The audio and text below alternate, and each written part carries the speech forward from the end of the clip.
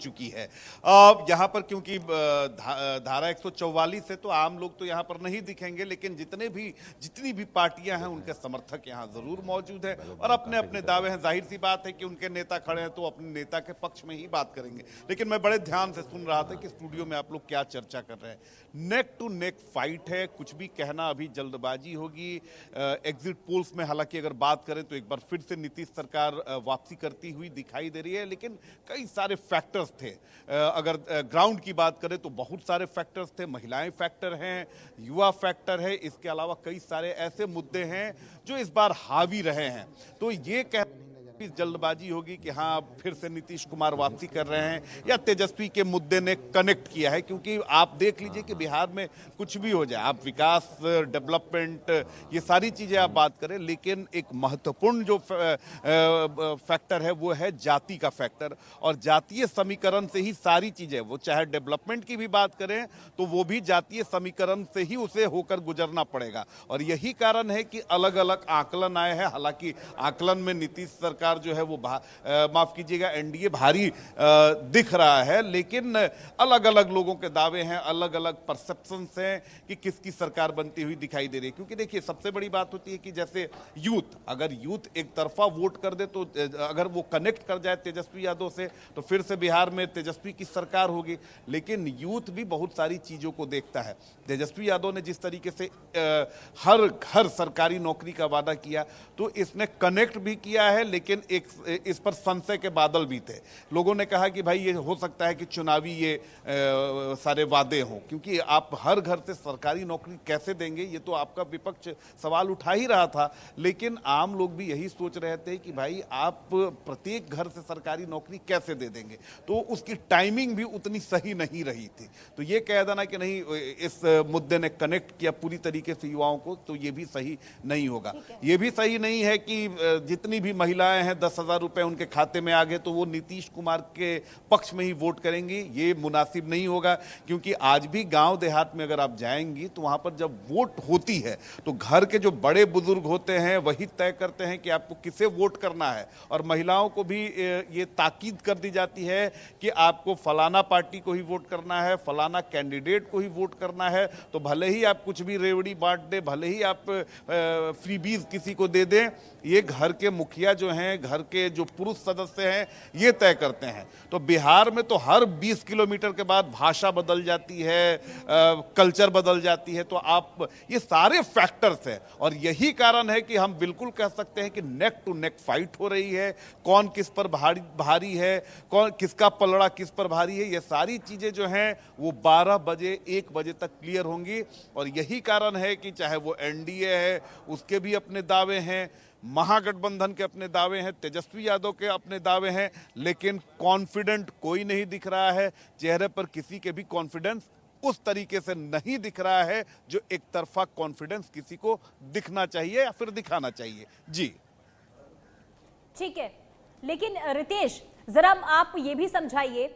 चलिए मैं आपके पास आऊंगी, लेकिन जरा एक बार फिर से अपडेट दर्शकों को दे दे। देखिए अब वीआईपी सीट जिस पर सबकी निगाहें टिकी हुई है, अलीनगर की बात करते हैं, मैथिली ठाकुर अभी आगे चल रही हैं, तारापुर से सम्राट चौधरी आगे चल रहे हैं। और इसी बीच एक और बड़ी खबर का रुख करेंगे। बड़ी खबर, एनडीए महागठबंधन में कांटे की टक्कर रुझानों में, एनडीए और महागठबंधन की कांटे की टक्कर रुझानों में। हम आपको बता रहे हैं 63 सीटों के रुझान आ चुके हैं, 63 सीटों के रुझान, और जिसमें कांटे का मुकाबला एनडीए और महागठबंधन के बीच 32 सीटों पर एनडीए को बढ़त मिलती हुई नजर आ रही है। यानी कि 63 सीटों पर यह रुझान, जिसमें 32 पर आगे एनडीए, 26 सीटों पर महागठबंधन इस वक्त रुझानों में आगे बढ़ता हुआ नजर आ रहा है और 5 सीटों पर अन्य आगे है। यानी कि देखिए रुझानों की अगर हम बात करते हैं तो यहां पर भी मुकाबला काफी दिलचस्प है। यानी कि कांटे का ये मुकाबला है, कांटे की टक्कर देखने को मिल रही है, जिसमें अगर हम 63 सीटों की बात करते हैं तो 32 पर एनडीए आगे और 22 सीटों पर महागठबंधन इस वक्त लीड लेता हुआ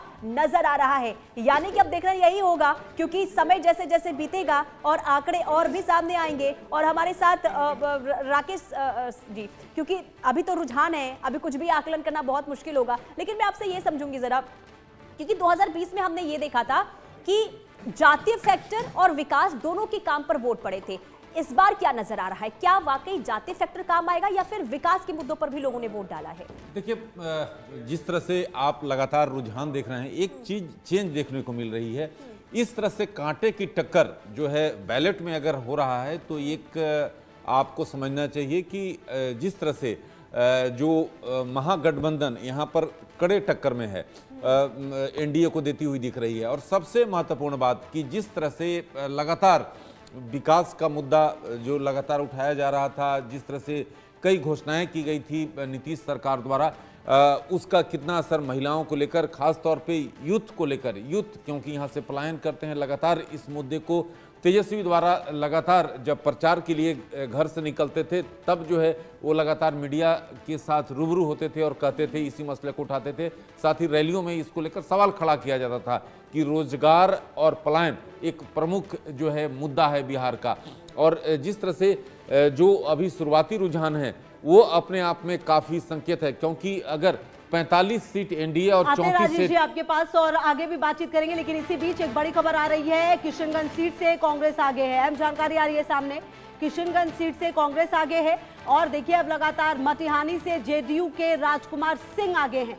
तो लगातार जो अब रुझान है वो धीरे धीरे, अब से देखिए 8:30 बज गया से बीजेपी आगे है और अब देखिए 8:30 बजे हैं तो अब बैलेट पेपर की भी गिनती शुरू हो जाएगी 3 मिनट के बाद। महुआ से तेज प्रताप यादव पीछे हो गए, देखिए अभी आगे चल रहे थे, अब पीछे हो चुके हैं तेज प्रताप यादव महुआ से। तो कहीं ना कहीं जन सुराज 3 सीटों पर आगे है। और देखिए ये जो तमाम अपडेट्स हैं वो आप समझिए ये रुझान है। अभी नतीजे अभी फिलहाल लखीसराय से बीजेपी के विजय सिन्हा काफी पीछे चल रहे हैं अभी, और डिप्टी सीएम विजय सिन्हा काफी चर्चा में रहते जब यहाँ पर गए थे, याद होगा आपको, और काफी वायरल भी यहाँ पे वीडियो सामने आए थे, और अभी फिलहाल पीछे चल रहे हैं। तो ये वो रुझान है जो धीरे धीरे सामने आ रहे हैं। ये रुझान नतीजों में कितने तब्दील होंगे ये देखना है होगा। अच्छा राजेश जी देखिए, एक बात ये भी है कि कहा जाता है कि जब जब वोटिंग परसेंटेज बढ़ता है तब तब बिहार में सत्ता परिवर्तन होता है, ये इतिहास रहा है। और जेडीयू की या तो वापसी होती है या जेडीयू जो है सत्ता में आती है। क्या इस बार भी वो ट्रेंड होगा या फिर इस बार कुछ बदलाव जो है वो होगा, नीतीश कुमार के काम पर मुहर लगती नजर आएगी? इस बार वृद्धि बिल्कुल होनी है, क्योंकि देखिए ये तो अब बिल्कुल तय कहानी है। पहले से ही जो लक्षण दिखाई दे रहे थे तो हम लोगों ने ये चीज़ देखा था कि वो 43 सीटों पे आ गए थे, और वो उसका कारण उस बार हम लोगों ने देखा था चिराग पासवान की जो है कि वो खड़े हो गए थे और उस कारण से उनको नुकसान हुआ था। लेकिन 2020 के चुनाव को खुशबू जी देखें और 2025 के चुनाव को देखें हम लोग, तो एक चीज ये नजर आता है कि 2020 के चुनाव में नीतीश कुमार के प्रति एक नाराजगी की स्थिति नजर आती थी।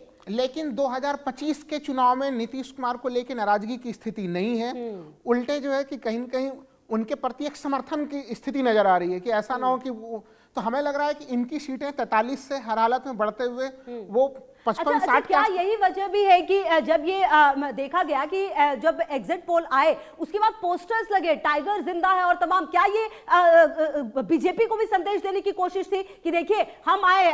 इसी पर मैं आपके पास आऊंगी। और इसी बीच एक बड़ी खबर आ रही है, 92 सीटों के रुझान सामने आ गए। अहम जानकारी आ रही है सामने, 92 सीटों के रुझान सामने आ गए। 50 सीटों पर एनडीए को बढ़त है, मतलब फिलहाल अभी देखिए कांटे की टक्कर नजर आ रही है, जबकि महागठबंधन भी आप देखिए 36 सीटों पर आगे चल रही है। जी मेरे सवाल का जवाब भी दीजिएगा और बताइएगा कि क्या ये जो कॉन्फिडेंस है वो वापस आया है जेडीयू का?